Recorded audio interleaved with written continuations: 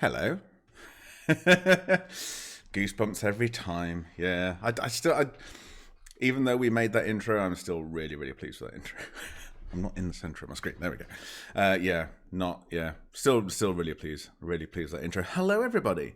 Hello, Nighthawk. Hello, Chris Harrow in here. Fantastic. Patch Wilborg. I've got to go up the list now. Who was getting a drink? Oh, Brim. Yes. Did we go for whiskey or tea or both? That is a hard choice. But yeah, I just have Coke, so it's all good. Welcome to Workshop Wednesday live yet again. It's not quite weekly yet, 'cause it's 2 weeks since I've done one. We've been away for just over a week down at Callie's parents. Now that we're allowed to, going and helping him, helping her dad put a shed up. So that was quite fun. It was hot though. It was hot in Scotland as well. It was hot all over the UK really. But it was hot. It was unpleasantly hot some days, unfortunately. But hey ho, it got done. Garden room. No, so the cat over there. This way still. I keep pointing the same direction. The cat there. No, that's Merlin. That's little Merlin.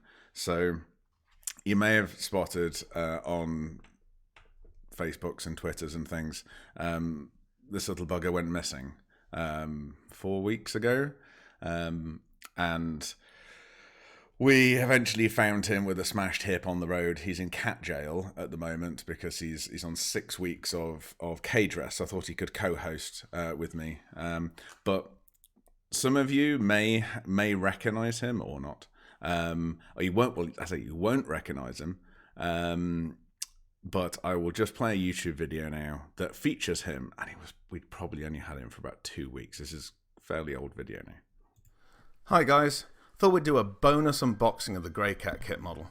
Now, this isn't the kit model you've seen before. It looks like it, but it's slightly different.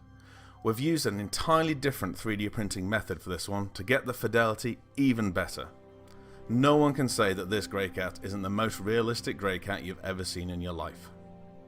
Unlike our previous 3D printed model, this comes fully assembled, fully painted, and fully animated. This particular model of the Grey Cat, 2.0, is fully 5G compatible and only requires 2 AA batteries to operate.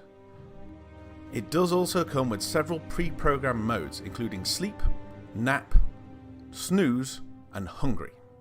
The staggeringly realistic self-learning AI does make for an exceedingly realistic, inquisitive Grey Cat, although it is quite difficult to keep it on the shelf.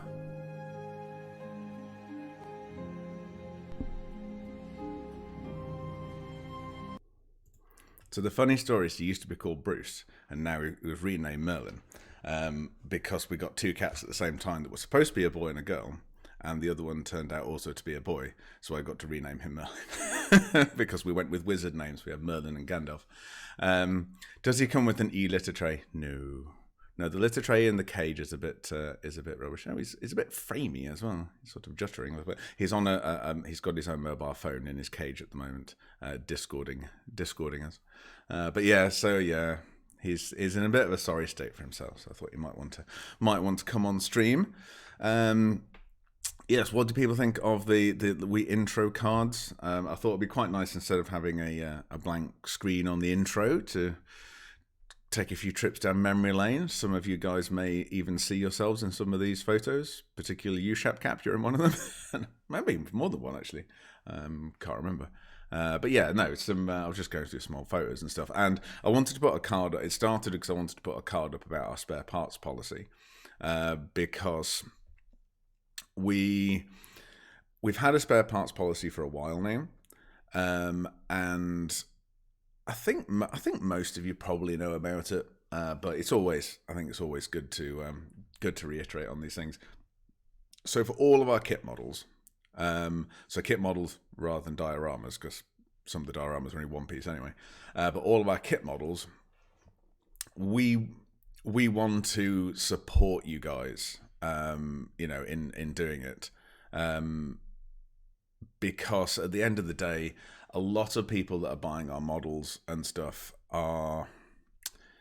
they might not have ever actually built either built models at all, because you guys might just be Star Citizen fans who really want Star Citizen merch, or even if you have built models before, haven't built 3D printed models before. And 3D printed models are a relatively new thing in the world, really.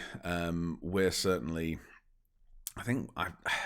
there's a couple of others I can think of, certainly not in sort of science fiction type thing, doing sort of similar kind of kits. There's one guy doing Science Fact. He's actually doing the SpaceX rockets. I think it's German based, and he's 3D printing. It was a combination of 3D printing and tubing and stuff. The SpaceX rockets, which are really cool.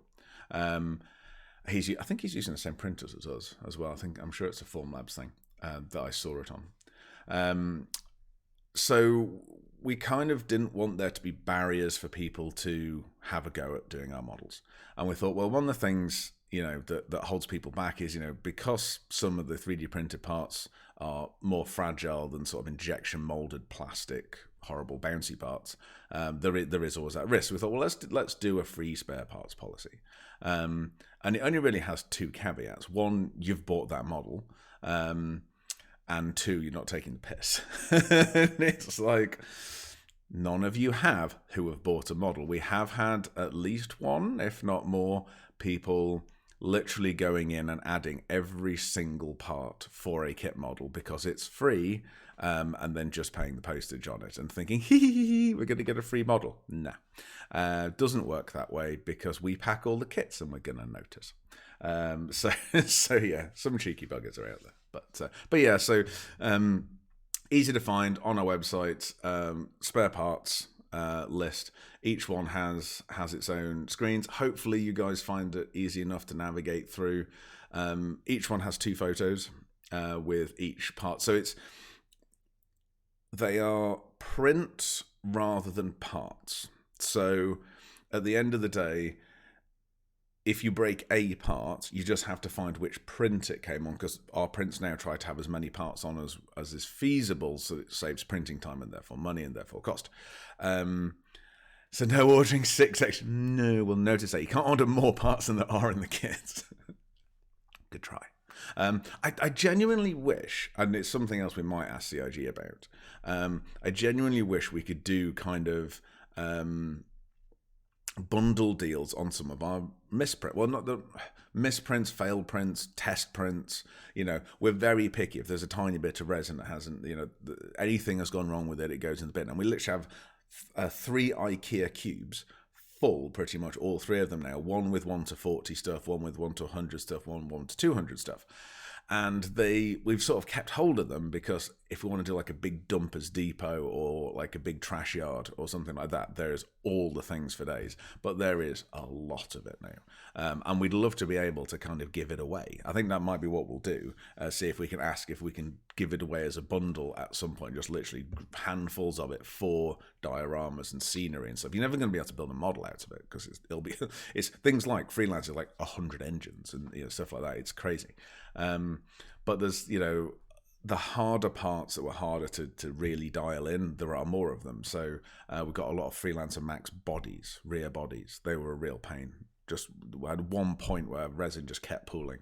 And when you print on SLA, obviously it prints fine, but you end up with these pockets of resin, and it's about trying to wash that loose resin out, and you think you've got it all, and then you put it in the cure, and the cure heats it up to 60 degrees Celsius, which makes it far less viscous, so it just runs out like water. So the sort of, it'll stay, and you can shake it and wash it and everything, it'll stay inside, but as soon as you heat it up, it'll just run out. And we've had a lot of problems with that, with the sort of intakes on the top of the... Yes, no, Counts was right. Remember, there was an issue with the arrow. With, again, it's in the fins and the back engine and things. So I say there's boxes and boxes. It'd be great to do some giveaways at some point for people who want to do dioramas. Perhaps we'll be giving away in one stream just a box of stuff for a junkyard would be cool. So you go onto the spare parts, you find the print that the part you have broken is on, you just get all of the parts that are on that print, and then there's 2 pictures. I think there's only 2 pictures for each one, and just, all the parts, and then you just select the part you want, add it to your basket. They're all free. The stock just says restocking soon. Obviously, there's always stock of them. You just add to kind. It's just postage. So UK, it's free, and I think for rest of the world, it's not too much because they're not very heavy. Hopefully, we will be able to continue doing this for free. I think if anything changes on that, it may be things like we might have to put a small fee in for, say, the Arrow body, because it by weight it's over like half the model. We might have to put a little fee on that, but at the moment, I say very few people have utilized it. Hopefully that's because they haven't had issues building their models, but we've probably sent out a couple of dozen parts in total, and it's like, cool, fantastic. One of the most common things, this is all accidental damage. Obviously, if there's something damaged in transit, you won't be paying shipping, we'll just be sending in new parts. But one of the common things, and I get why people are like, oh, can I still have free parts because I've messed up so many parts by gluing magnets in the wrong way around. It's like, yeah, fine. It's just like, I know it can be a pain. If you're worried about the magnets, we have our magnet tutorials. Because at the end of the day, the magnets are probably the hardest, certainly for people who've never done magnets before, and so few kits out there actually provide magnets in them that a lot of you will never have done magnets. So there's assistance all round for that kind of thing. So I thought I'd just mention that. What else has been happening? I've been working a bit on the Carrack. We'll do a quick Carrack update. It's mainly panel lines. All the panel lines. So many panel lines. So last time we had a few panel lines up here. Actually, I've got the model, so we can actually see what the state of our panel lines were in. Just flip over to desk cam. So we only had a few panel lines on this last week. So there was just a few. These were really just test ones, just to check that I was happy with how they were looking on the Carrack, and to see things like these bits here, whether they needed to be deeper. Nice example of that is here on the side. That feature is just the pure geometry, and it's not as prevalent as I would have liked, so I've adjusted this now to pull it a bit deeper and stuff like that. The pink lines, when I've been doing the panel lines, one of the most important things is making sure that if there is a paint line, and obviously on the Carrack there's the red stripe, that is wide enough to paint, because we've had to widen those a little bit. Like we said last week, we've had to sort of pull them out a bit just to make them possible to paint even at 0.5 mil wide. In some places they are super, super tiny. But so that's what I've been drawing, like just to sort of see where these panel lines are. So that's where we were. There wasn't many. I hadn't put any on the bottom. That was all just bits of geometry. So now we have so many of them. Now you only sort of see them on one side, because when you bring them into 3D Coat, you don't actually need it. When you bring it in, you can get it to mirror what it's doing, so it'll cut it from both sides because it's a symmetrical ship. I must say, it's one of the things that I dread on ships like the Caterpillar. Maybe the Caterpillar isn't too bad, other than its command module and wing, but things like the MSR and things like that, they're so not symmetrical. There's a lot of repeated work on them, because you can't just cut down the middle. Now the Carrack isn't perfectly symmetrical. There is a docking port on one side and not the other, and the captain's quarters window is on this side, just here, just there. That's not on the other side. So it's not quite symmetrical, but it's nearest, damn it. Go on triangles. When the Carrack's cockpit blast shield gets in, would you allow us to buy that part as an upgrade? Yes. So the plan is, when that comes out, we've sort of forward planned that by this cockpit. This isn't the final print. This is a 3D print rather than a resin cast, which is why it's all cloudy. So this will come out. You see the little magnet holes. So there's one top, one bottom at the moment. That will magnetize in. I can't see. That's my camera. Right, so that just pops in and will just be held on by the magnet. So in the future, when that part comes out, we will do it as a diorama kit with any other bits they might have done on the Carrack, like for there may be different cargo modules. That's the word I'm looking for. Maybe a different cargo modules. So if there was any more of those when they do that, oh great. I imagine it's when they're going to do the gold pass. Thank you, Golden Triangles, for the fire. So yeah, so I think that will just come as a diorama kit, a nice little one, and then you can just pop it off, put it back in. So stuff like that. There's so much. I don't think it's an Anvil thing, but interestingly, the arrow and the Carrack are very similar in that it's held together mainly by magnets. There's so much interchangeable stuff on it. The scanner arrays, the cargo pods, the landing gears, the hangars, the garage underneath, because we've got like the door and things that I think I should have the door. I have boxes of bits. I actually tidied my desk when I came back. It was quite a revelation.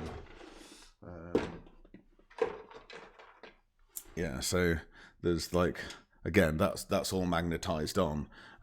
So this is an interesting one, actually. So there are bits like this and also the hangar door at the top that sit in with magnets, but how do you get them out? We've had that issue with some landing gear sometimes. So without a magnet in, it'll just fall out.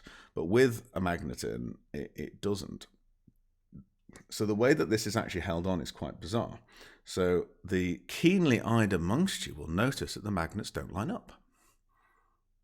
Seems an issue. So these two magnets aren't actually for these two magnets. These two magnets actually connect with magnets that are inside here. So you put them in on the inside before you put the, before you put that on. So the way that this has an advantage to us for this is because there's a little bit of wall in here. So the magnets are sitting a mil and a bit away from each other. So this may go down to one magnet as well because this isn't very heavy. So that goes there. So what there will be in the Carrack kit is basically a 3D printed stick with a magnet on it, a largest magnet with a little furry, like the little floor protectors for furniture pins, so that you can hold it on, and then that'll help you pop these off. So it'll just sort of carefully remove them without you having to dig around the sides and get, because there's so much stuff on this that's like that. So there's the garage door and all that kind of stuff. Now those two pins are for this. Now it has lost its hydraulic rams because I bent them until they broke to decide whether they were tough enough. I determined they weren't. So there's two magnets in there, and that's what they're for. So that is how the forward ramp open will be attached. So that'll just sit on those magnets. So it's kind of ended up with two pairs of magnets for the same thing, just because of how those two attach together. So that's that. Yeah. Where were we? No, wrong screen. There we go. That's kind of what we've done on the Carrack. The back's looking nice as well. I'll do the underneath as well. Lots and lots of panel lining. It always looks a little bit exaggerated and a little bit over the top, the panel lines, when you see it in 3D coating them. When it's printed, they're slightly less sharp, and then once you've undercoated it and stuff, they sort of dull again slightly. So we sort of work backwards, and we've tried them over the years now to sort of get them just right, so that once you've painted them and top coated them and lacquered them, they look lovely, and that the sort of like the inks and washes sit in the lines just nicely without them being too over the top. So pleased with how it's going on. The Carrack, certainly the model itself is coming on Great Guns. Now the other thing that has arrived that is Carrack related, let me quick look at chat. MSR kit would be great. Yeah. So the MSR, we shall get on to the MSR, because the MSR is on the list this year. but not. Oh, so an interesting question. What scale would you have the MSR in? Because I'm blaming Ben Curtis for this. Someone asked about a Pisces. Golden Triangles. You asked about a Pisces. I do have a test print of a Pisces. Now, this is in the wrong resin because we could do this properly. So this is why you need, this is why you need the little magnety tool. I didn't glue this in. Why is it being a pain? Okay. Right, so I can see in here that we have the little hanger, and do I have a landed one?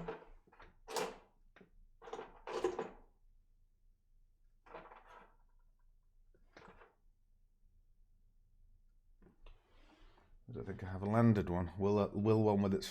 Oh no, it will fit. What am I talking about? Loads of room. So there she is, sitting in there. So yeah, so there's the little Pisces. So we're going to do the Pisces in Tough 2000 resin. So that's in Grey Pro. And the issue with it, I shall show you the issue with it, is that this is its first test print. These wings are a little bit thin, and Grey Pro is a little... It's just a little bit it's too brittle. It's a bit like spaghetti, in that you can't. It's a hard resin rather than a tough resin. So it's hard in that you've got to take it quite a long way before it breaks. But once you take it to that point, it shatters. So it's not ideal for these sort of pieces. We're starting to use this a huge amount now, which is the Tough 2000, which is much bendier. I mean, look at how much flex you can put on these parts. I'm moving the whole thing. You know, you just keep flexing and flexing. And that it's very much like an ABS plastic. Patch, you can't have a 1 to 350 because we don't do that scale. But we do 1 to 200, and I'll let you work out how big it would be. Really big. I was looking for an arrow. Oh, here we go. So this is an arrow in the same scale. Now this is done in the Tough 2000 resin. Can you land an arrow in a Carrack? Apparently you can land an arrow in a Carrack.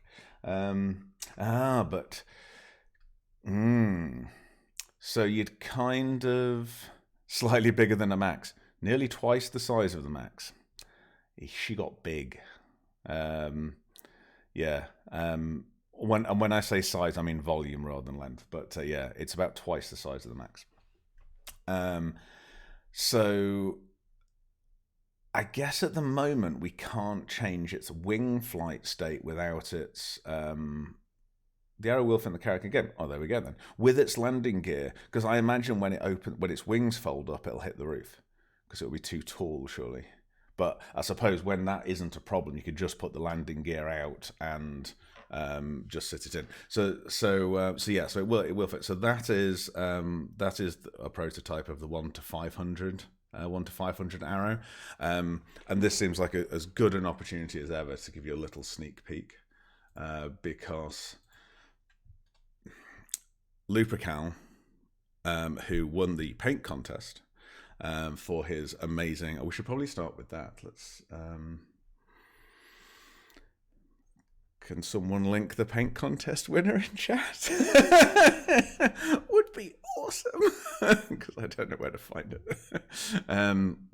So we had a paint contest, and Lupercal won the paint contest with a beautiful freelancer, all sort of rusted, as if it looked still flyable, definitely still flyable and usable, but had been through the mill a little bit, a bit like Serenity level of batteringness, which is lovely. And yeah, someone's going to have to find me the picture. I'll show the... thank you, Cals. You're amazing. Thank you. Oh, look at that. It's on our Twitter. So this was Lupercal's first place entry for anyone who hasn't seen it. It's lovely. It is really, really lovely. And yeah, we were blown away by it. And one of the cool advantages of Lupercal is he lives in the same country. Well, not quite the same country. Lives in the same UK as us. We're Scotland, he's England. But it has meant that we have sent him some other models to have a go at. And some of the models that we've sent him to have a go at are the arrows. So he has been painting the 1 to 500 arrows and diorama kits. And I think these are insane. So these are the same arrows as this one here. For a sort of scale reference. It's just like, wow, dude. It's just blows my mind. So again, they're the 1 to 500 freelancers and DIRs as well. So these are the diorama kits that are coming out alongside the Carrack. So like we've done diorama kits in the past with vehicles to put in sort of freelancers and things like that, like we've done the Rock and the RC and the TR. When you get to 1 to 500, what you really want is, sort of little diorama ships to fly around and land on it and stuff. Now, you know what we're like. We're always wanting to kind of do landed states, flight states, stuff like that. The way we've had to approach these 1 to 500s is the arrows are going to come in a set of 4. So you get 3 in flight state and 1 in landed state. Thank you, Senalea. That was exceedingly generous of you. Thank you very, very much. Thank you. The flight state, the wings, is a single print. So these arrows they come in a set of 4. One print has 2 in flight, one has 1 in flight and 1 landed. So all the landing gears are there, but it's all solid because they're just too small. And then the hole on the underneath that you can see here is for the stand to go in. I'd say other than painting them like this, I mean, Christ, I blows my mind. But I'd probably say the hardest bit about this is just you just have to be careful. Just carefully taking them off the scaffolding, because the advantage of the tough resin is that you can get the aerofoils and things really thin without them being fragile. But you do have quite a few touch points to sort of just gently sand off. You just got to be gentle with them, but they are a one-piece print. So you've got you're not having to build these teeny tiny arrows. They are in a single thing. So each pack will have 4 of them in. 3 flight, 1 landed, and the same will be true for the Pisces. So the Pisces, so you get a Pisces. Current plan is 1 in flight, 1 landed. With the Carrack model. Before people ask, yes, you also get rovers. The rovers are so ludicrously tiny. I'm not planning at the moment to do a diorama kit with the Ursa rovers in at 1 to 500. They're just too small. So there will be a few of them with the Carrack model. But you'll only be able to get that with the Carrack model. The Pisces, however, will be like the Arrow in that it will come in a separate kit, 3 in flight, 1 landed. So that's kind of how I haven't taken this one off scale, but that's the landed one, because again, it's got its landing gear out and it's got its little wings folded up and everything. So that's quite nice. But yeah, I don't know how people paint like that. It's like a half hair brush, I assume. It's absolutely insane. Love how vivid the Dur is as well. That's just such painter's tape. The teeniest, tiniest painter's tape ever. Yeah. Oh man, it's just. I mean, so obviously it has the lines on it. The lines do exist. Those panel lines are actually on the model. We obviously had to put a lot less panel lining on this 1 to 500s as the. You can just sort of see the panel lines on. So you do have those major paint lines there, but even so, just blows my mind. So they're looking cool. Like the Freelancer as well. Freelancer looks nice. Dur's looking nice. And I say these arrows just kick my ass. They're awesome.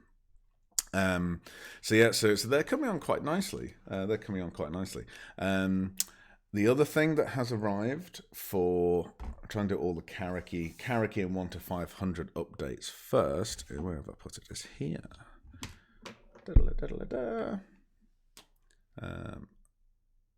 So this is the certificate of authenticity for the Carrack. So we've actually got a faded out image of the Carrack on the background.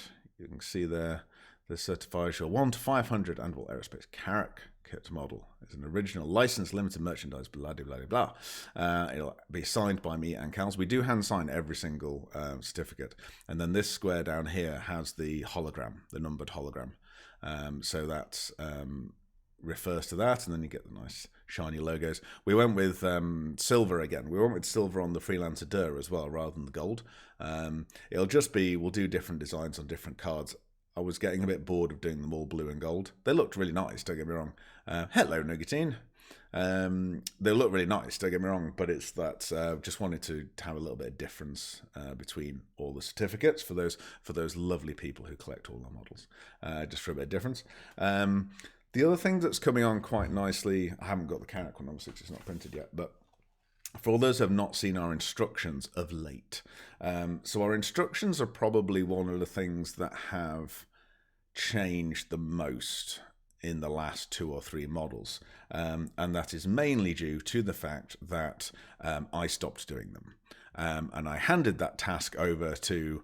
I still did sort of the breakdown of how the models were going to go together, and exported those sort of steps. But then I handed it over to experts, namely Hashkahar and Darjanator, who have come up with these new and improved artwork things. Now, the front cover is very much basically the box art, but then inside they've gone to a lot of effort to actually do custom ones for each manufacturer, and make the whole instruction thing look so much damn prettier than I ever did. So really pleased with these. They are really, really nice. And we've also got big art spreads in it. Few factoids about the ships. Some ships are easier to find facts about than others, I'll be honest. So slim pickings on some things. But yeah, I thought it really nice to get some better looking books that go with it.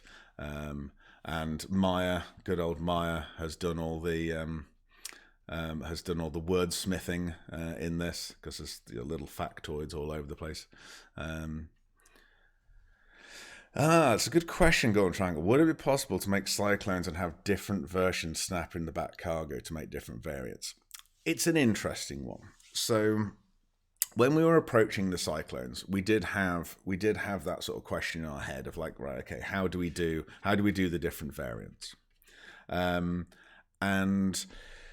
one of the interesting things about models, I think, is, well, okay, firstly, we sort of had to decide to ourselves, right, okay, we need some sort of ground rules that we then can and can't follow as we choose, like you always do when you make up your own rules about things.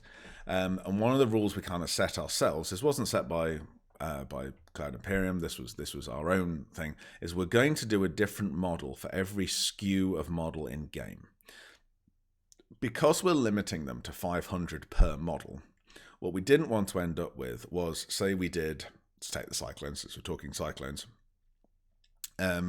we didn't want to have 500 Cyclones and 400 of them ending up being TRs, because then by the time, you don't have enough for the other ones. And then you've got the issue that they started doing things like bringing out the MT, so there might only be a few Cyclones left, and then we've got to do an MT and there's no MTs. So we're doing a different kit model for every single Cyclone variant. Now, the Cyclones are a really interesting example because they do, and we can actually show it in these instructions. So let's see how far we get. So could do with the camera a bit further away. So 2 and 3, this is these instructions. Where do we get to? Is it 7? Number 9. So number 9, where we put the wheels on, that is the last step that is common to all Cyclones, because it is that part there is common, and then everything from step 10 onwards is specific to the TR. So all of this stuff that is going on after that is, and the people and all that kind of stuff and the guns, that's all specific to the TR. Now, yes, we did have the option with the Cyclones going, right, okay, there's the base Cyclone and then you buy the other bit extra. But you'd actually end up spending more money. And what the rationale I gave to this is not to say this is the right answer, it's just the rationale I gave myself, is that if you're going to build a model, glue it together and paint it, you kind of know which one you want to build. Because they're painted very differently, they're very different feels, with different character models in them. So we thought, right, okay, let's just make a different kit for everyone, and let's try and make them as different as possible. So things like, these booklets is specific to the TR. We've done the TR and the RC so far, and the RC one is very different. The people are different. So the TR has 6 characters with it. It has 2 drivers, 2 passengers, and 2 gunners. And we've sort of got 3 UEE and 3 pirates. So you can kind of mix and match and paint them how you like. And then the RC version, we're always trying to put like different diorama pieces. So this one has the mechanics. It's got a broken engine. So we have had one person go, saying, my engine's broken. It's like, no, it's meant to be broken. See if we can find it. See if we can see it on the spare parts thing. We might be able to actually. Handily. That's the normal engine. So there is the actual engine for the Cyclone, because you can actually lift it out. It's not glued in. And then on the TR, so you can kind of see on the left-hand side of the engine, it's got a pipe missing. It's not a great picture. You do it the other way around, but it's got this huge burnt out area of it that looks like it's burnt out. So the idea being that we kind of had this. You could have it as a bit of a diorama of them fixing an engine lifted out, and putting a new one in and all the rest of it. So try to add as many differences between the kits as possible, because they're all painted so differently. But no, I mean, the Cyclone is quite an interesting one, because yes, you could in theory keep swapping them out. Yeah, but yeah, it was just, as I say, we kind of had to make that decision, and it's things a bit like the Auroras as well. There's very little difference between the Auroras, but we will still do them as separate kits. The exception to that is when we do the 1 to 500 dioramas of certain ships, like the Aurora, like the I don't mean Sabre. They're not Gladius either. Vanguards. When we do the Vanguard in 1 to 500, we won't do each Vanguard, because at 1 to 500 you can't tell the difference. All the differences between the Vanguards are far too small to see in a 1 to 500 model, because a 1 to 500 Vanguard is only going to be about 2 inches long. So we will just do Vanguard. But when we do it as a kit model, I'd love it to be 1 to 100, but it'll be massive. It might be 1 to 200. But then, so this is not, it's just me, my brain spilling out onto the internet, so you can sort of see how crazy my thought processes are. One of the advantages of having 1 to 500 models, in that we can do every single ship in 1 to 500. Some of them are very tiny, obviously. But because we can do that, it sort of pushes some of the other models that we were kind of umming and ahhing about what scale to do them in, potentially into a more expensive scale. So Vanguard's a good example of that. So there's obviously a lot of people have asked for a Vanguard model. We've tried to do all the combat ships or the fighters in 1 to 100 where possible. So obviously all the fighters are fine, but I would count a Vanguard as a heavy fighter, a combat shippy type size thing. The new Scorpius and stuff, again, the Scorpius isn't actually that big, is it? But anyway, so those sort of heavy fighters, F8 Lightning, those sort of things, they are pretty big 1 to 100 mods. When you get up to the Vanguards, they are massive. And things like the Redeemer and things. And you sort of think, well, they would probably more naturally sit in our 1 to 200 range. But maybe because we're doing them in 1 to 500 as well, they might end up in the 1 to 100 as much bigger models. So that you've still got the option of the cheap version or the really expensive version. There's still going to be people who wanted that middle one, and it's like, and that's the thing. It's finding the price point for for everyone is always difficult. We will trying to do we're trying to do kind of like as many of in the every ship in as many scales as we get away with. But it's like with 160 ships, if we start doing them in 2 or 3 scales each, we've now got to do like 400 ships. And it's like, at the rate we're going, that will take 100 years. So yeah, we've got to we've got to really get there. Do I have any nightmares about building the Endeavour? No, I own one. I can't wait. So the Endeavour will be one of those ships that we do differently to ones we've done before, in that we will do it in the same way that CIG have done it. So the Endeavour is a base ship, and then all its modules are separate purchasable things in game. So we will probably do the Endeavour as the Endeavour and then diorama kits of its modules, because that's how it's bought in game. So I don't feel it doesn't. If it had come with a base loadout of modules, we would have done it with the base loadout of modules. We basically do all of our kit models with their standard loadout. Now, obviously, a lot of the weapons are interchangeable. Like on the 1 to 100 ships, all the weapons are interchangeable.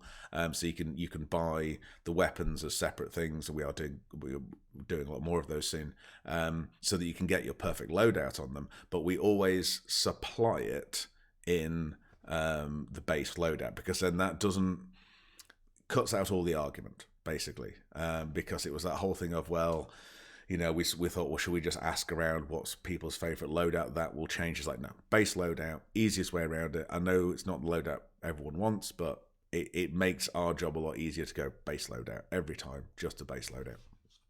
Makes things like the freelancers interesting, because it would be, you sort of think, oh, well, we've done 3 of the freelancers now, and you think there'd be so many common parts, but there really isn't, because all the guns are different, all the bodyworks are different.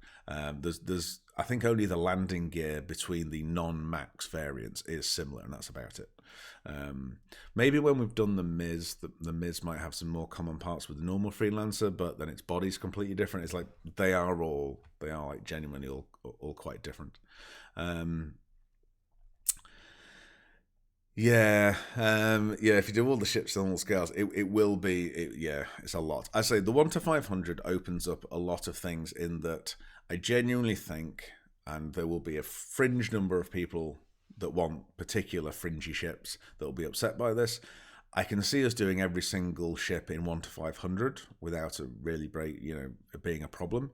But I do think that has effectively given us permission in a way that a lot of those ships will only ever be done in 1 to 500.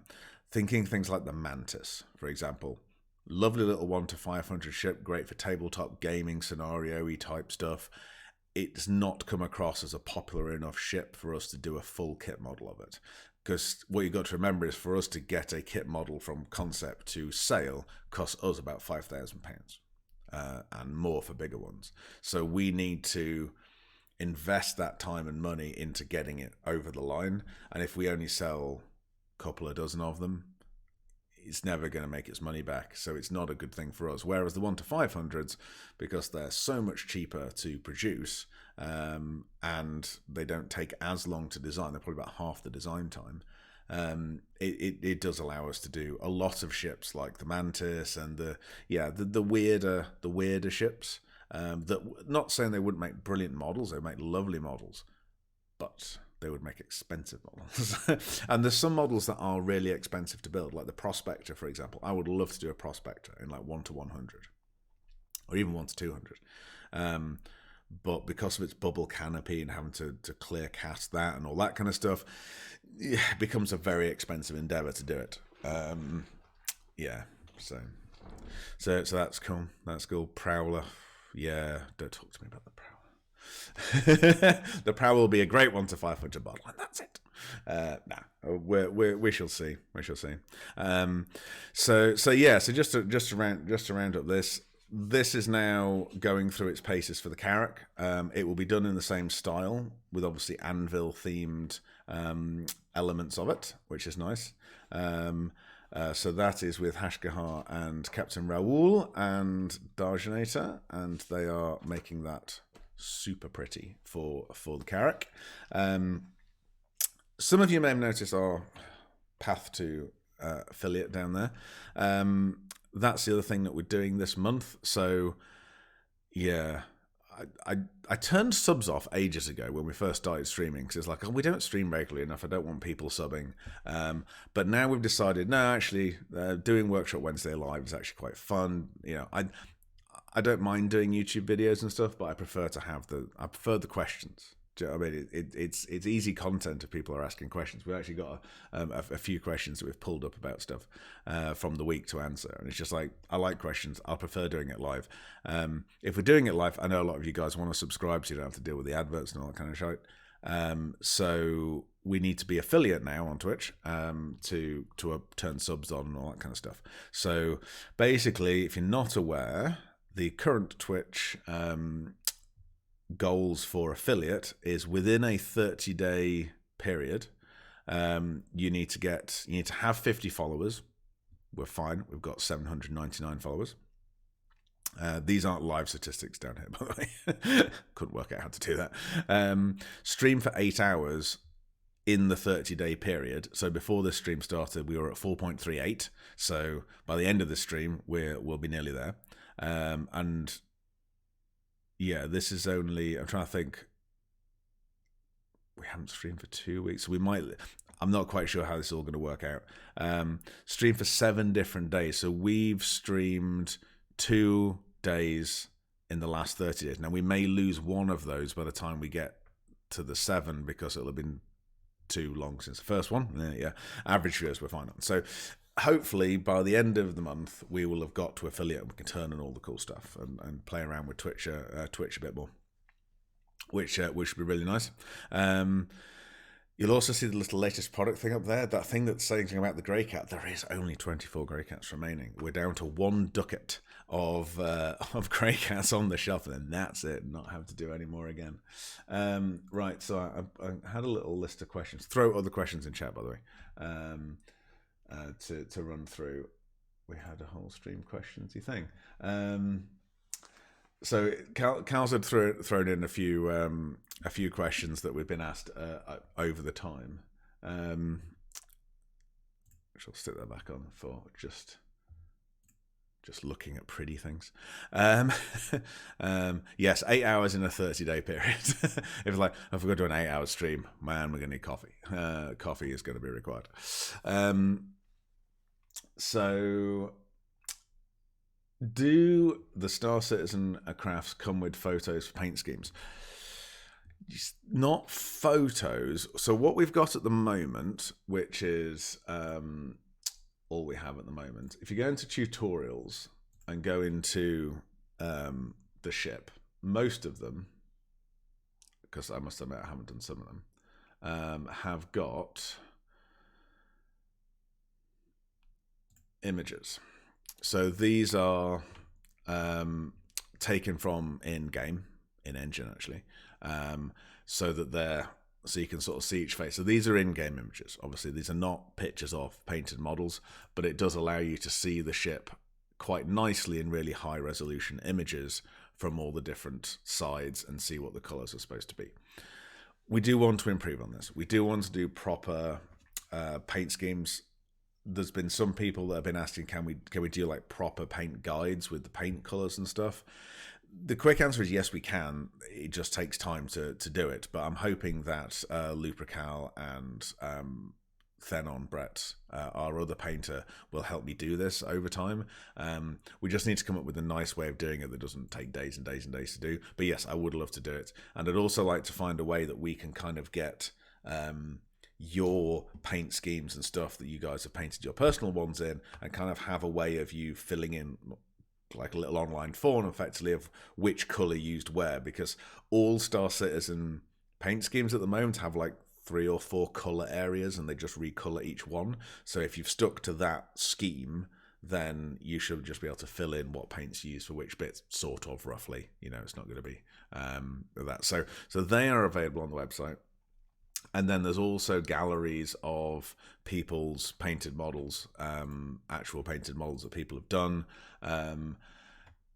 Colour from Fine Built Models. That was a really nice one. I did like that one. So there's other people, so you can have a look at how other people have painted them. Most of these people are on our Discord server, so if you're not on our Discord server, join that. Exclamation Discord in chat probably won't do anything, but you could try it. What am I saying? Of course it'll work. So they're on there, and these I don't think I've done these for. Oh, there you go. Who the fuck knew? No, baby. Oh yes, of course. You set the channel up. Everything will work. That is very true. So we also have these. So again, going back to that whole, if you've never done 3D printed models before, when they arrive, they can look a little bit daunting because they're all on their scaffolds and stuff. So we did these images. So these are taken from Preform, which is the software that we rig the scaffolding in. And you can highlight them in blue so that you can sort of see which bit is part and which bit's scaffolding. Now, that seems really obvious on this part. It is. But on some parts, especially the Dragonfly, where's the Dragonfly? The Dragonfly has quite a lot of sort of pipe work and sort of handlebars and things. So there's one particular part that's a bit of a nightmare for it. Where is it? Yeah, these ones. So when all of this is the same color, sometimes it's not 100% obvious which bit is scaffolding, which bit isn't, because these are about as thick as the scaffolding is for these are the panniers, panniers on the back. Oh, Steve, there's good. I'm glad because the Grey Cat's a little bit insane like that as well. I will apologise. I haven't put these up yet for all the most recent models because I just haven't got around to them. I did load all the different paint schemes for the Dragonflies in because who doesn't want a Star Kitten Dragonfly in their life? Paint them in all the colours, or do what Nougatine did, who's in chat, and just make the coolest fucking new paint scheme for it. Love this thing. Really, really, really nice. Really nice. And I'd say this is my favourite new skin. I think, yeah, it's me. I do really love that skin. It's so cool. It really is cool. I think you put a community post about it, did you not, Nougatine? If you've got that, throw that in chat, because that was really interesting. How you did the spoons and things for testing it, spray testing stuff. Really interesting. And again, come and chat in our Discord server and ask these people how they did these amazing things. So yeah, you can kind of see here, these are our old instructions. Aren't they sad compared to our new ones? Very, very sad.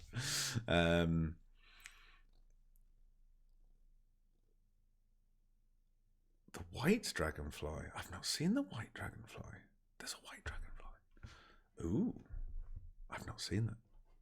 I like it when I've not seen things. So we'll have to post a picture to that. That's awesome. So we are trying to make it better to do painting support. I'll hold my hands up.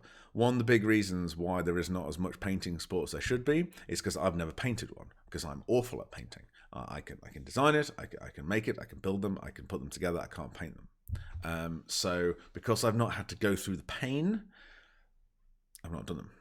So I haven't sort of filled in all the things that probably should have been done. Just wanted to ask if you're probably going to do an MSR print in the future. Again, we sort of covered that. The MSR, we are doing an MSR this year. Can say that. We are doing a 1:500 MSR, which is bigger than you think. It's 4-inch model. It's going to be a large diorama kit rather than a full kit model. And then if we do it as a kit model, it'll be 1-200. And that will be a beast. We don't have plans to do 1-200 at the moment. Because that would be by far the biggest kit, and I think we'd be verging into the territory of needing to cast some of the body parts of it to make it feasible economically. But 1:500 is coming.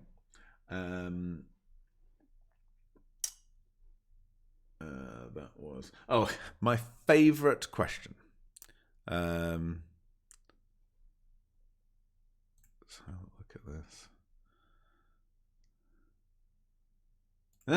That's so cool. Oh, I like that. Yeah, like sort of like a Snow Fox edition. Lovely. I like. Yeah, Subnautica Snow Fox edition. Love Subnautica.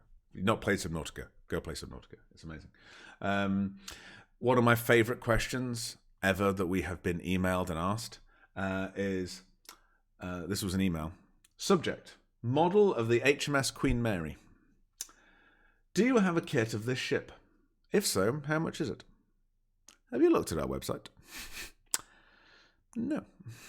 We have not got a kit model of the HMS Queen Mary. Not quite sure how someone found themselves there.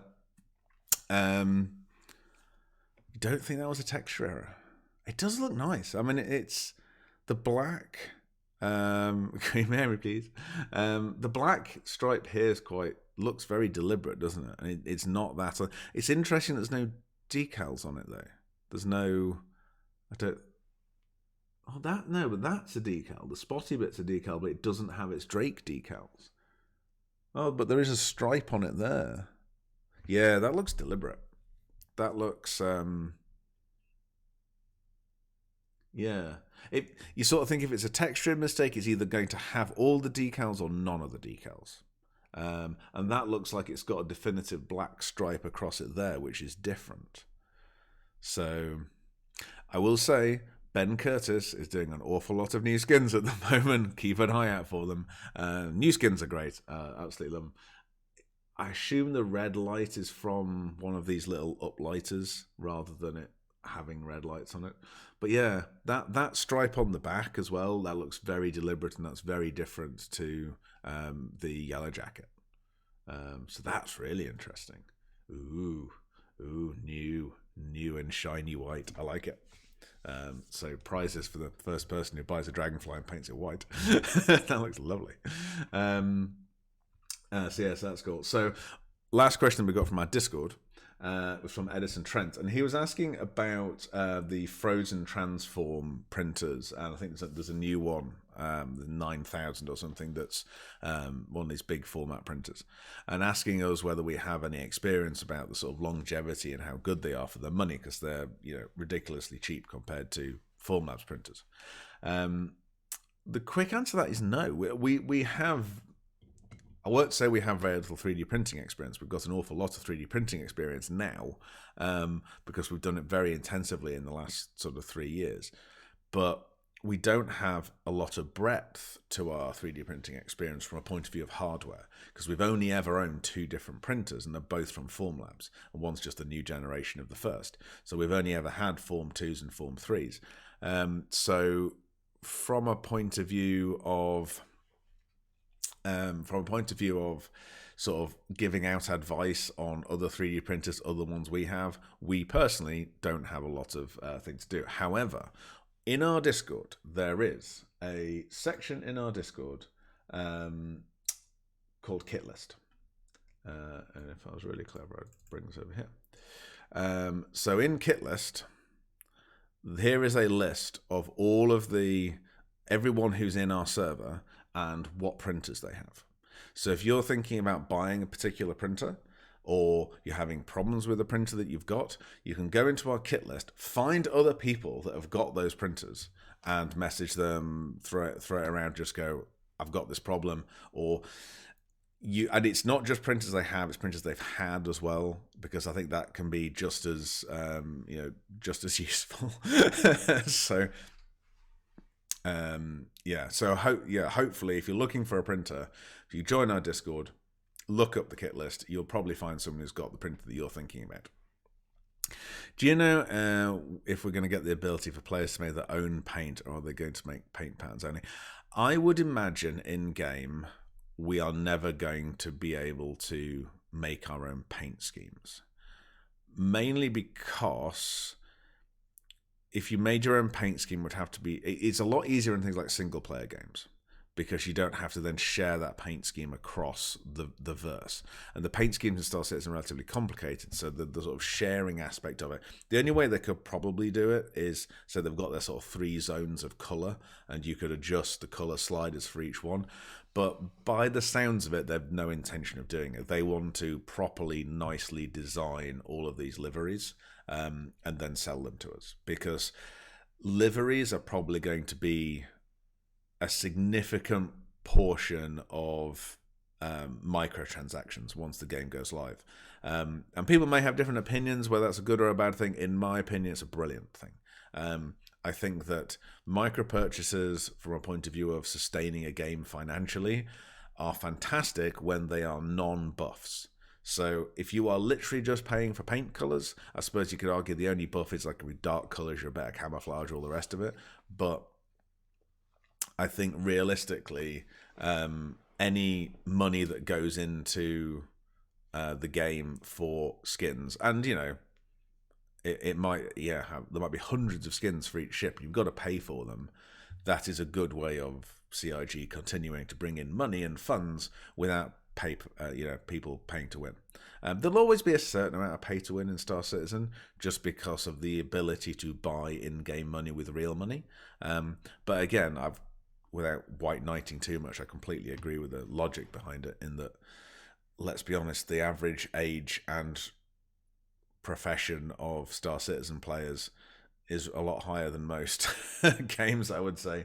And at the end of the I've turned Merlin off. Let's go back to Merlin. At the end of the day, if people want to work 40 hours a week and then play the game, they should probably be allowed to, and pay to. It's not pay to win. I think it's pay to skip. I see it very much as a pay to skip the grind. Some people love the grind and love the fact they're not putting money into it, but it's like, 1 to 500 scale Idris soon. Ooh, the Idris.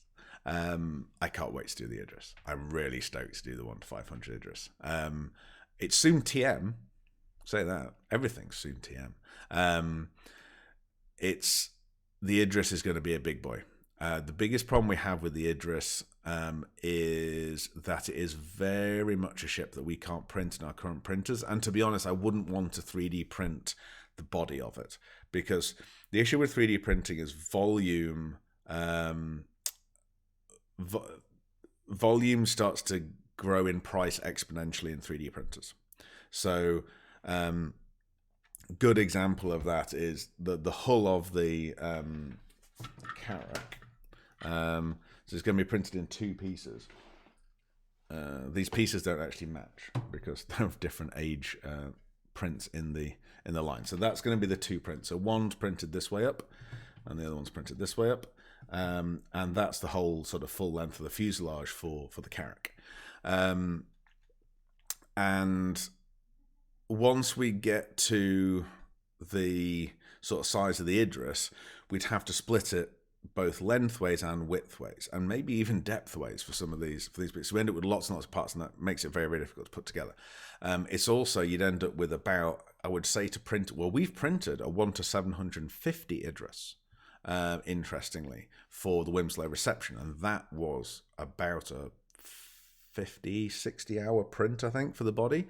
So the cost of doing that just grows exponentially. So what I want to be able to get to by the time we get to the Idris is the hull of the Idris we will print and in pieces, seam it together beautifully, and then make a resin cast.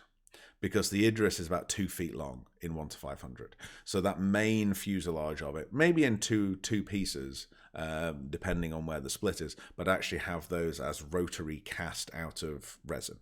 Because a silicon mold will be able to pick up all of those details quite nicely, because there won't be undercuts. And then all of the turrets and the bridge and all those smaller normal size pieces that we do will be directly 3D printed. So we'll have the best of both worlds. So that is a little bit further on from where we are at the moment. But yes, it is certainly high on the list. Oh my God, yes, the Idris will be lovely. I kind of want to build up through the sort of build up to it. So get the hammerheads and that kind of stuff in first. Shanna Scout 1 to 500 Buccaneer. 1 to 500 Buccaneer is on the list for this year. So on Sunday, if you're around for our Sunday stream, we are going to. We sort of had an internal discussion, which was just me talking and Callie begrudgingly agreeing, something like that. Anyway, because we're doing the Carrack in open development, and we were also expecting to do the next ship, the next 1 to 500 kit, in open development. We thought, why not? Why don't we do all of 1 to 500 in open development and actually do a roadmap? So we have licenses now for 4, say 2 different ships, but there's a few variants of them without getting people too excited. So 2 1 to 500 kits with variants this year, and I think 14 or no, maybe more, maybe nearly 20 dioramas. So including things like the MSR, the Buccaneer, Gladius, all the Freelancers, Arrow, Pisces, Cutlass Black, Cutlass Red. I forgot the Cutlass Blue. I do apologise. Forgot it was in game. I don't know why I keep forgetting the Blues in game. Anyway, we don't have a license for it because I forgot it was there. And there's a few others. I think the Saber's in there. The Vanguard's in there. So we've got a big list of the ones that are coming this year. This is pre-Christmas releases for the 1 to 500s. I think there's about 18 dioramas, the smaller ships, and then 2 ships but variants in the full kits like the Carrack. So we thought on Sunday we will actually officially announce all this stuff, do a roadmap that kind of shows roughly it's going to be in 2 phases of release, or which one's phase 1, which one's a phase 2, and then get your opinion about phase 3. So phase 3 will be early part of next year, and yeah, what do we want to see? I'd say there really is. I'd be interested to know what dioramas. We kind of have an idea of what big kits we're doing, like kit models. So I would say that the cutoff out of interest for people, the cutoff is probably about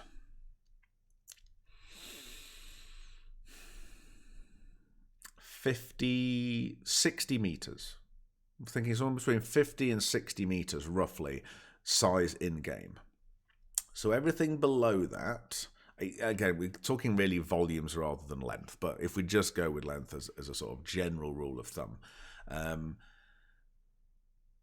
that sort of length would be a large diorama rather than a kit model. Stuff above that would be a small kit model, large kit model. So just to throw a couple of examples out to you, a Starfarer, this is really off the top of my head now, a Starfarer would be a small kit model, so limited edition, all the bump instructions proper and stuff.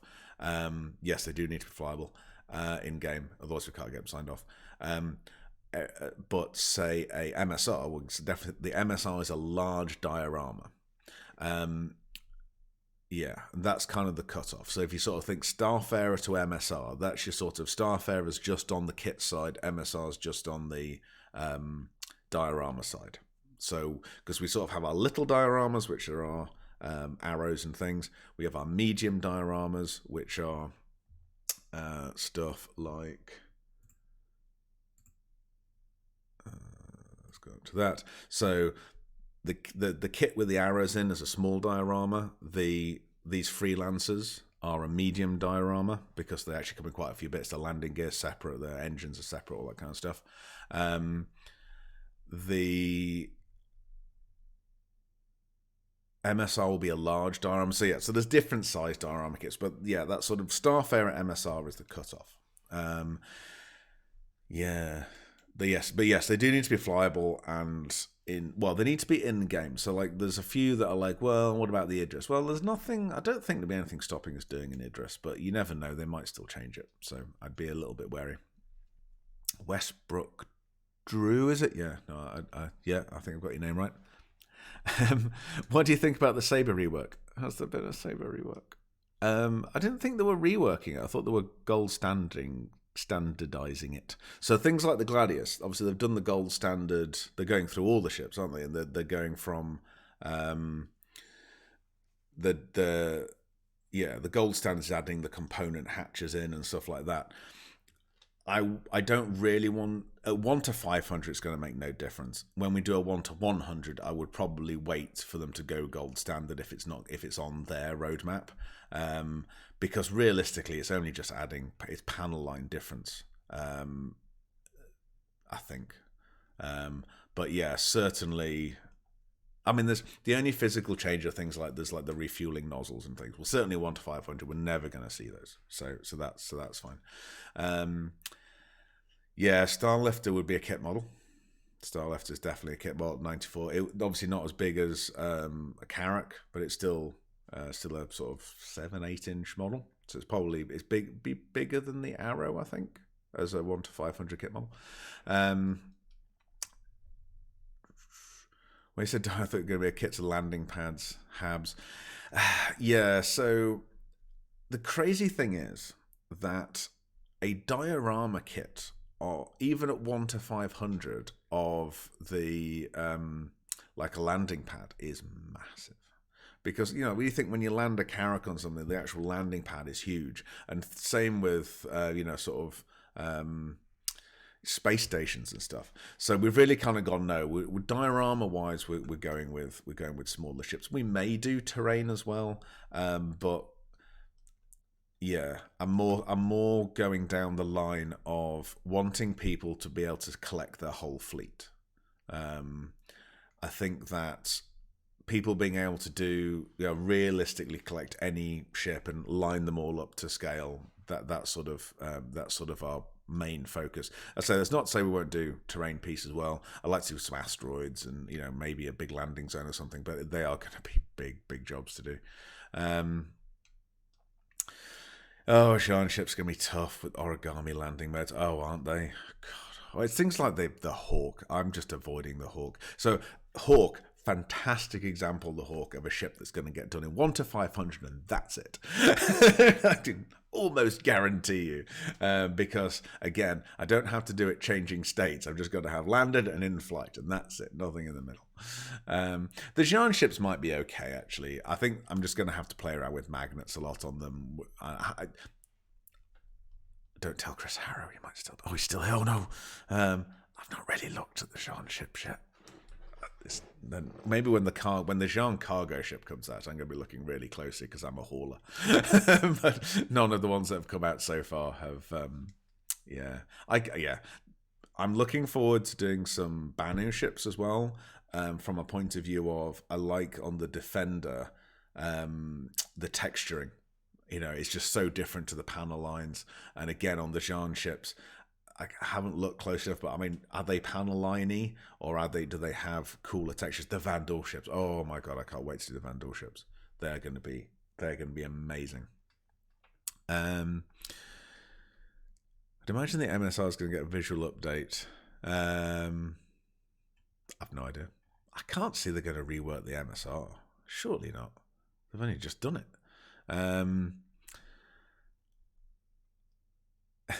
Has using different resins help with CRG's spindly unobtainium landing gear? Yes. I'll tell you that right now. We did the 1 to 72 diorama stuff for the Kraken, and the fucking landing gear on that Cutlass was horrific.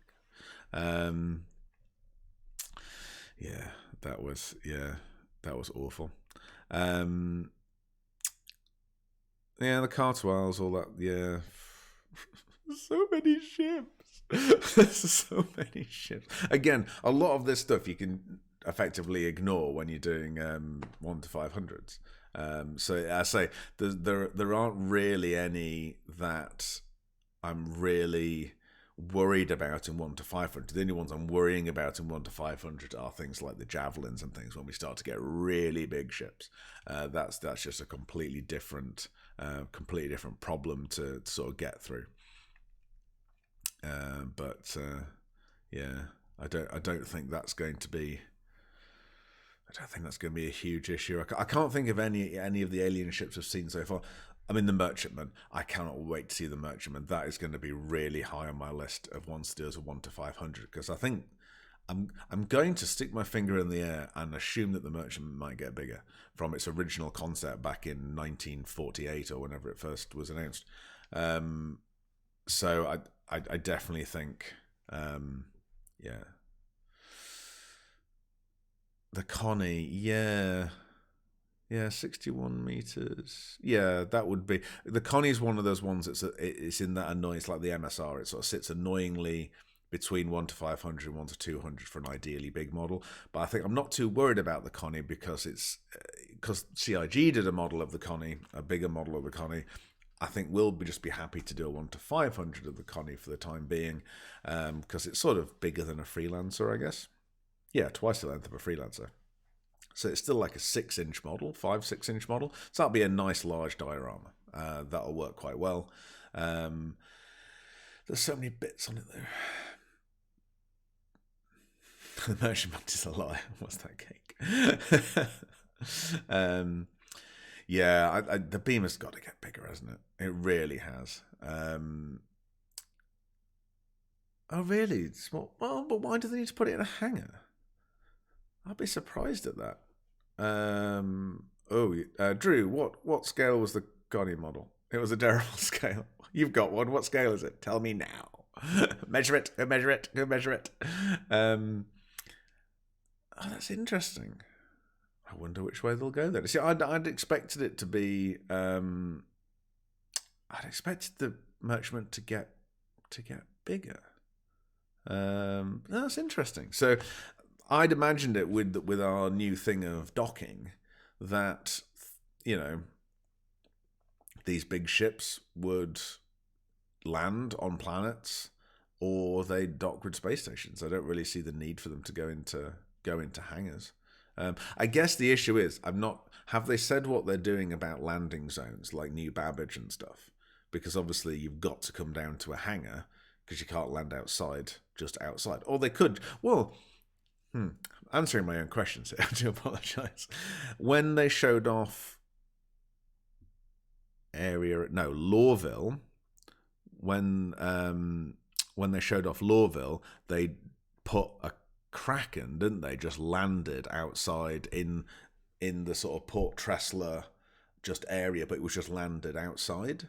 So potentially that's the solution to that kind of thing. They're just going to have massive landing pads, even in places like Area 18 and that for the massive ships. Or you can't land in the city centre. I mean, let's be honest. Why should you be landing a Kraken in the city centre anyway? You could argue, well, you should be landing a merchantman because it's a trading ship, but there's got to be a point of having, the orbital space station. Surely that's the point. It's why you don't take a tanker, sort of like a tanker ship to the local Shell garage to fill it up. You've got to go to the hub and then trucks will take it further. But the merchantman, because it's a bit of a sort of traveling bazaar type thing, but then it probably won't be going to cities. I don't know. I'm asking and answering questions and not particularly very well. But yes, I hope it gets bigger. I do hope it gets bigger. 25.5 centimeters roughly.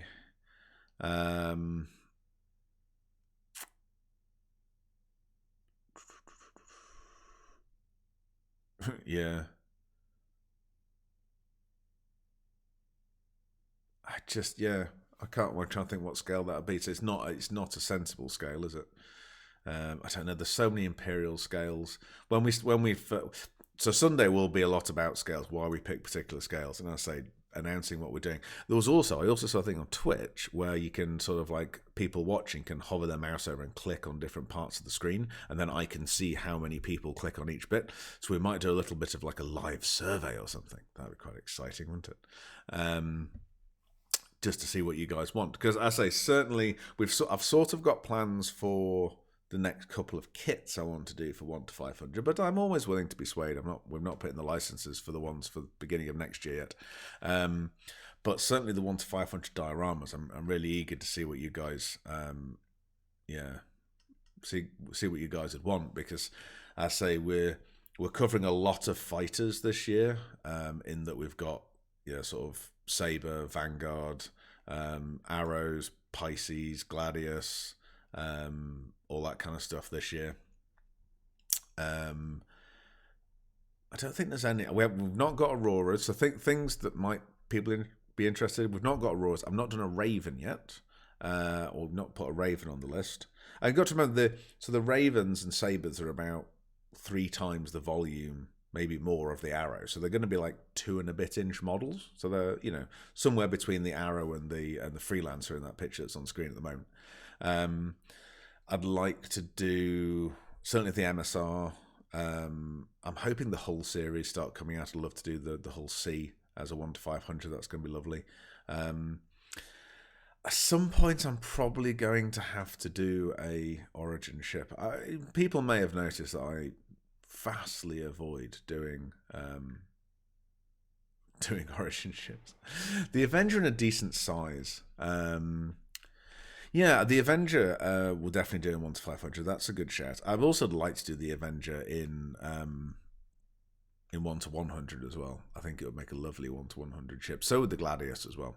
We will have to come back around and do some 1-100s as well, because we have the Arrow at the moment. And if you sort of thought about it, we are so dumb, because the Arrow is by far our best selling kit model. Yes, it's been out for nearly the longest, other than the PTV, but we've sold over half of them now. They are half gone. We're over 250. So you'd sort of think, well, why the hell haven't you done loads of other 1-100 fighters? I don't know. Mainly because I just like Freelancers. And let's be honest, this project kind of started with John making ships that he likes. And Noodle lived with us at the time, and he liked the Arrow, so we did the Arrow. And the Arrow was one of those sort of ships that kind of worked as a test bed for the 1-100s, because it had size 1, size 2, size 3 guns and 2 sizes of missiles. So it's like, I looked at it and went, yeah, that's a really good one to start with, because I can sort of sort out all the gun sizes and everything. And it had the folding wings. We did a one that was deliberately complicated to see if it could be done. But yeah, other than that, yeah.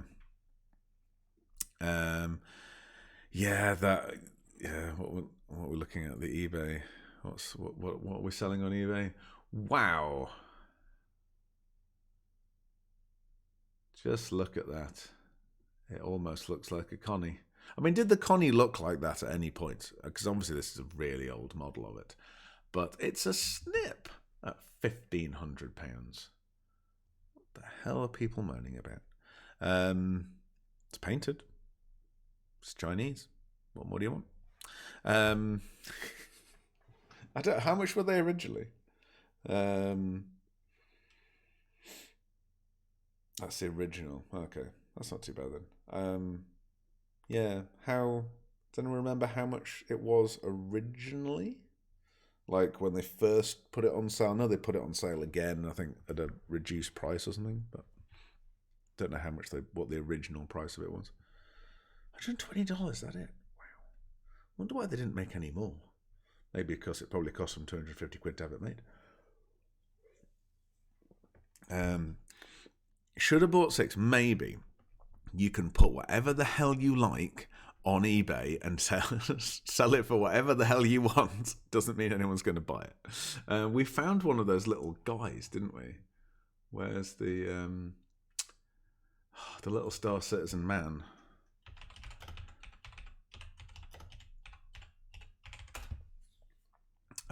You occasionally find one. There we go. Jesus, mother of God.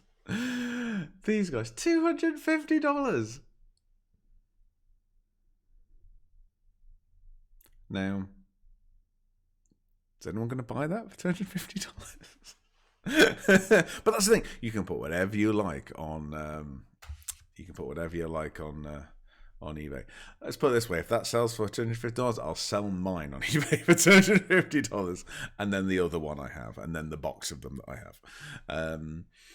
I think we still have literally a crate of maybe 50 or 60 of these kicking around somewhere, and it's not they're not technically ours. That belong to BritainCon, because we got loads of the merchandise, and because we're the only people that owned a van, we ended up having to ship them around the place. So I think we still have some left over for when there is another BritainCon, so we can give them away. But yeah, there's so many of them. I think the boxes are probably rotted by now. just because they're so old. But yeah, I say, it doesn't matter. Yeah, doesn't matter how much you put something up for on eBay. Doesn't mean you're going to sell it. But yeah, what are the crazy things people selling on for Star Citizen?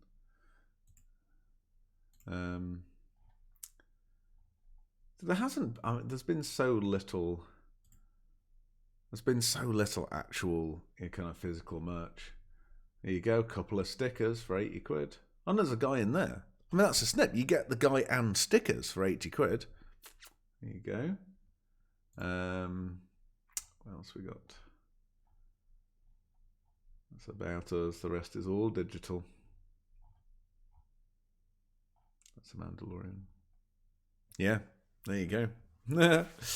Yeah. Oh, speaking of merch, to end the show, because we have run over, but it's been lovely talking to you people. I'm going to go over to this screen. So some of you may have seen that we have a promotion running currently with Mr. Board Gamer. No, I don't know. I'll have to just use this camera. So Mr. Board Gamer has an offer going on at the moment with yours truly, JRDF. And it's for some freebies, because freebies are awesome. So when you use a method of getting these that you can only find out by going through his videos, I'll be good. You can get some cool posters that aren't posters, so that they are large flyers. Are these?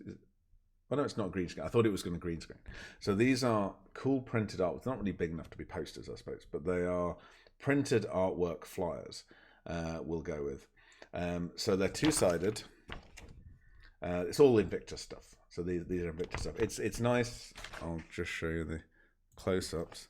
It's nice, like decent quality. All very nice, but it has both the Star Citizen logo and our logo, because that makes it. That makes it great. Somehow makes it better. I don't know why. So yes, so that's one of them. That's one of them, and then this is the other one, and you get both of them with his offer, so that you can show off Invictus posters and stuff, and that's going straight on eBay. £4 million for a poster. Yeah, there you go. Idris confirmed. Never thought of it that way. But yeah, so this is the Invictus artwork from in-game, but the nice Invictus launch week stuff. So you'll have seen this artwork in game, but they make quite nice bits of art to have around. So yeah, so I won't tell you how you get them, because I feel that you should watch his videos to find that out. But yeah, these are free with a promotion we're doing with Board at the moment, and I quite like them. They're going to be around until they run out, I guess. There's no real reason. I mean, he will probably stop advertising them in a week or so's time now. Invictus is over, but as far as we're not going to take his method of getting these posters from the website. So if you go back and look at one of his Invictus videos, you'll work out how to get hold of them. But yeah, so I thought that'd be quite a nice little thing, and it does mark quite an interesting new thing for JRDF. So we can't obviously just print these willy-nilly. We had to get a full license agreement to be able to make these, to be able to do something with their logos and our logos together, to have them professionally printed and to give them away and stuff. So these are all fully licensed, which is how do I get the posters? Watch which videos. So all of Board's videos that have been going out over Invictus have an advert for us at the end, and that's yes, on YouTube. And that will give you the information required to get our beautiful posters. So yeah, so that's the promotion. As I say, even when they stop being on Board's videos, because obviously Board's videos sit on YouTube forever and ever and ever. We've got quite a lot of them. We will keep sending them out with. When you use the Board Gamer method, we will keep sending them out until we've run out of them. So what are Latest products. Oh, damn it. It's always one, isn't there? That finds my bloody spellings. Damn it. Thank you, Chris Harrow. I'll change it. Wait a minute. I've probably got it open somewhere.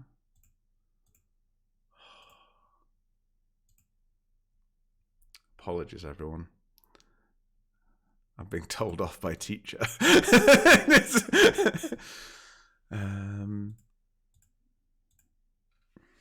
Oh, that's not the right one.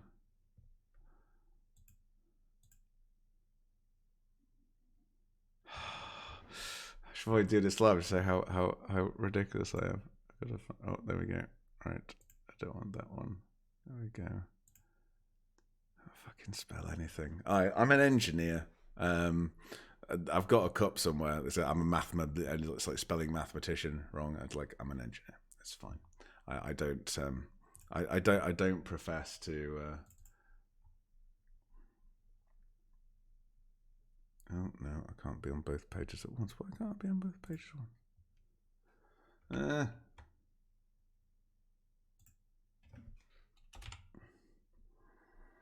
Spell check, you've let me down. Just put newest. Right. So this will be interesting. If I do this, will it update it live because it's on OBS? It should do, I think. If I save it in the right place and call it the same thing, it should do. Oh. It's going to have to be a PNG now. Talk amongst yourselves while I correct my spellings. Slam me back at school.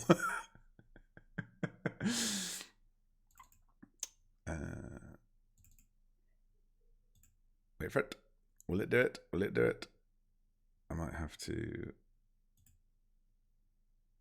It has not. Oh, yes, no, we're changed. Excellent. Just a bit of delay. Just keep having to move it. Comes with my profession. Party pooper. It's still wrong. Of course it is. It's me.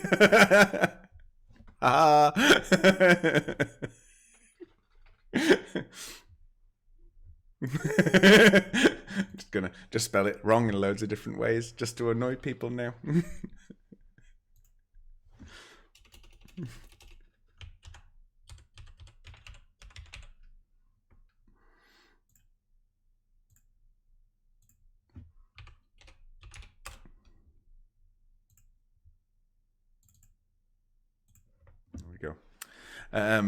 Yeah, I quite like the fact that it automatically does it. Yes, there are only 24 grey cats left. Dear.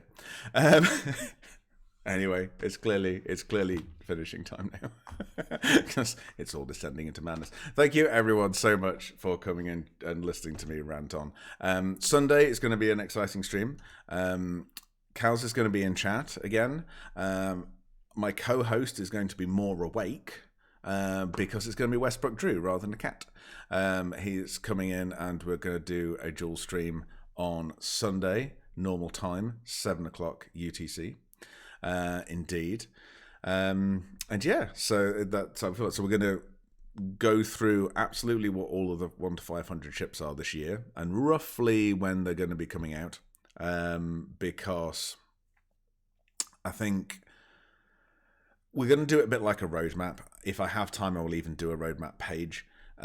So it's going to be a bit like the Star Citizen roadmaps. They're going to be areas of time that we are aiming for. We don't always have all the power to make those deadlines. Might be earlier, might be later. But it'll give you guys a genuine idea of where we're working to. But certainly the batches. So I think the way it's going to work is that we're going to have a batch of these diorama. Yes, Norgeek they are. Indeed they are. Any order will do. No, that's not actually true. Not spare parts. I did caveat that one. It's like, no. Yeah, sorry. So the the diorama kits will go in 2 waves. So I think the first wave, there's 7 of them.